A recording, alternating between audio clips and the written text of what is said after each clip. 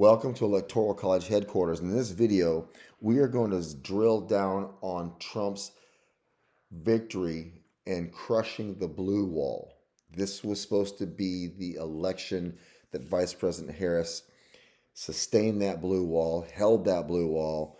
If you listen to the Democrat Party, man, it was a no-brainer. But we're going to really dive deep into this. We're going to get into Wisconsin. We're going to get into Michigan, and we're going to get into Pennsylvania and look and see just what Trump did with boots on the ground, with the rallies that he was doing. It seemed almost weekly he was in these blue wall states, and we're just going to take a look and just see exactly what Trump did.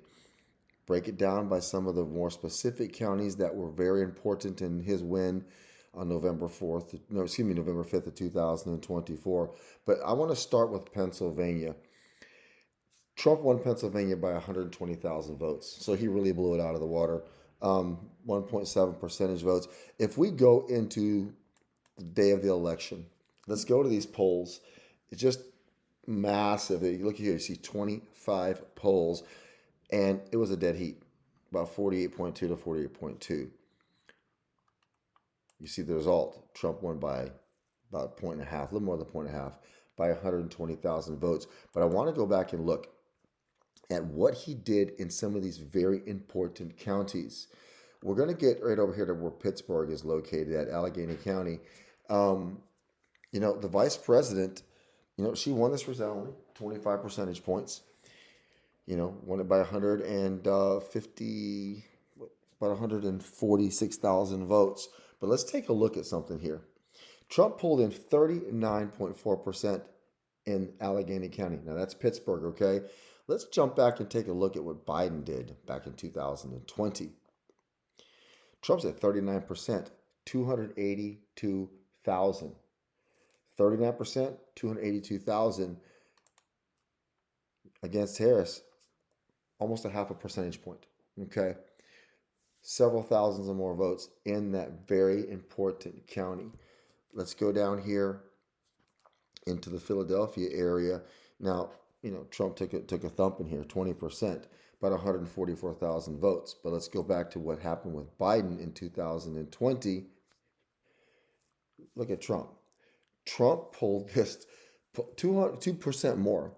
He was at 17.9% in 2020, 20% in 2024, 132,000 votes compared to,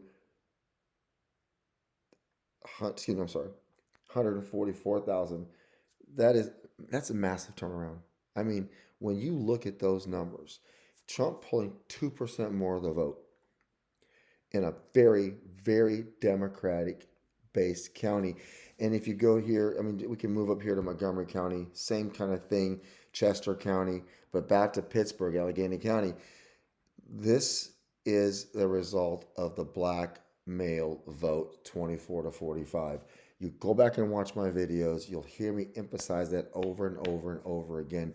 Trump really resounded with the black male vote. And as we know now, the Latino vote, the Asian vote, and with the college voters as well. But this is just how he took this. 3 or 4,000 votes in each one of these little blue counties. I mean, he started digging and chipping away in the blue counties. He did it in every single one. 3 or 4,000 votes, a half a point. We saw down here in Philadelphia, 2 whole points. That's massive. And so he just continued to do this over and over. You go back and compare his numbers in 2020 against Biden, you can see for yourself right here. I mean, Biden really, except in Northampton County, it's fairly close, but these outer counties here, just outside of the Philadelphia area, very blue, very dark blue. Biden handled Trump pretty well. Trump made massive inroads here in 2024. And again, a couple of tenths of a point, a half a point here and there, 3 or 4,000 votes. And it really added up. I want to go over here to Michigan. Trump just had a great night in Michigan. Early in the evening, it was down a little bit, but the early votes, the Republicans did very well. Trump really galvanized the Republican Party. Contrary to what he had been saying for several years, he's not a big fan of the early vote and the mail-in vote. But you know what? He said, if I can't beat him, I'm going to join him. And he did very well. About 38% of all Republicans in the country either voted early or they had a mail in ballot. And it really stemmed the tide of what the Democrats traditionally are able to do, especially in these blue wall states with those early votes. So Trump being down a little bit in the early votes in Pennsylvania and then rolling into Michigan, but the mail-in votes began to pour in for Trump. And he did very well, and he really reversed those early leads that Vice President Harris had. Trump really sponged them up and zapped them pretty quickly. But if you go to Michigan, Trump won by 80,000 votes. Let's go to the day before the polls, and you take a look at Trump was down about 1.8%. Harris, going into election night, 23 polls had her up by about 1.8%, within the margin of error, but still had her in the lead. And if we go over here and look at Michigan and what Trump did, won by 80,000 votes, about 1.4%. So if you take what he won by and what the pollsters had him at, that's a 3-point swing. That's very impressive. But let's just jump in here to Michigan. And again, we go down to these college counties. You got Lansing right here. Trump's doing very well. All these college towns where Trump started, where Trump was able to, pull 30%, 33%, 34%, that is resounding for him. Wayne County, here again, this is a very blue county. And here Trump is pulling in 33.7%. I'd like to go back and take a look against Biden, here, over here, Wayne County. Trump, 30.3%. He increased his margins by 3%. You're going to go over here and take a look at Lansing and all the college towns. Trump is popping these 33%, 39%. He's just doing so well. He's increasing his margins from 2020 and in some instances even 2016. And it's just a phenomena to see this happen. His boots on the ground, the rallies he was doing. He was in Michigan multiple times the last couple of weeks. He was in Pennsylvania. He had J.D. Vance in Pennsylvania, had Elon Musk in Pennsylvania, who actually camped out there for like 6 weeks. But Trump going to Wisconsin on a regular basis and just starting to just grab a few thousand votes here and there. And really, really in Michigan, you can see where he was at 33%, 43% here. Let's go over here to Lansing, 47%. Just chipping at the Democrat strongholds. Couple thousand votes in each county. A half a point in this county, a half a point in that county. And as we saw a little while ago, Wayne County, 3 whole percentage points from what he did against Biden in 2020. And it's just really, really kind of, I love numbers and I love statistics and percentages. And when I see these, Trump chipping away a point here and there, it adds up. It really does. And he did very, very well. Let's go over here and take a look at Pennsylvania again. What Trump did by winning by by what Trump did here in Pennsylvania by winning by 120,000 votes. The polls had it wrong. Go to Wisconsin. Go to Wisconsin. Election night, going into election evening, Vice President Harris had about a 1.1% lead. This is in 17 polls. What happened in Wisconsin? Trump won by a little less than 30,000 votes, a little less than 1 percentage point. But I want to go back and take a look. I want to jump in here to Wisconsin really quickly in 2020. And it wasn't a pretty scenario for Trump. It was a tough loss. Lost it by just a few thousand votes.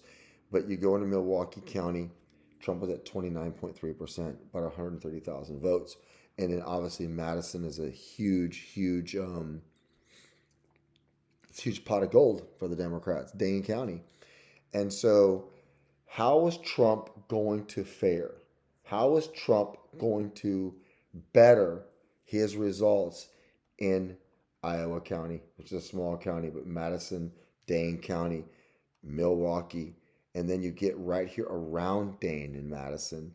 There's a lot of votes here, a lot of votes. How is Trump going to react? How is he going to respond to this? What was his team going to do? Well, let's take a look. Here again, almost 30% in Milwaukee. What did he do against Biden? 29.3%, 134,000 votes. Against Harris, he ups the margins by about a half a point, 4,000 votes. Go here to Madison against Vice President Harris. Trump's at 23.4%. It's a county he should be getting about 20% in. Got 23.4%. What did he do in Dane County against Joe Biden? 22.9, 78,000. What did he do against Harris? 23.4. He's just inching up half a point here and there. 0.4%, half a point, 3,000 or 4,000 votes. And he did this in all these blue counties. It was just amazing. He crushed that blue wall. He exceeded expectations. And it was even more impressive what he did in 2024 compared to 2016 when you factor in the legal battles. He was indicted 33, 34 times, 91 charges, found guilty, matter of fact, 2 assassination attempts. But he kept his team together. And here's the thing about Trump. Trump really doesn't just focus on a whole state like this. I mean, he does, but what I'm saying is Trump and his people go into each county and they mine a couple hundred votes here, a couple thousand votes there. He did it throughout the whole entire campaign. And this is why he was able to crush that blue wall. He won all 7 swing states, but it all happened right here. All happened right here. And if you watched the coverage, you saw all the networks. Once Pennsylvania went in the bank, just a gasp of air went out of the networks. That sealed the deal. Wisconsin, by some standards, was the one that really put him over the top, so to speak, put him over the 270. But he was long at 270 way before the night was over. He had the lead in every single swing state. But this blue wall, Trump crushed it. He kicked it down. If you like this video, hit that like button for me. Hit that subscribe button. I've got more videos on the way.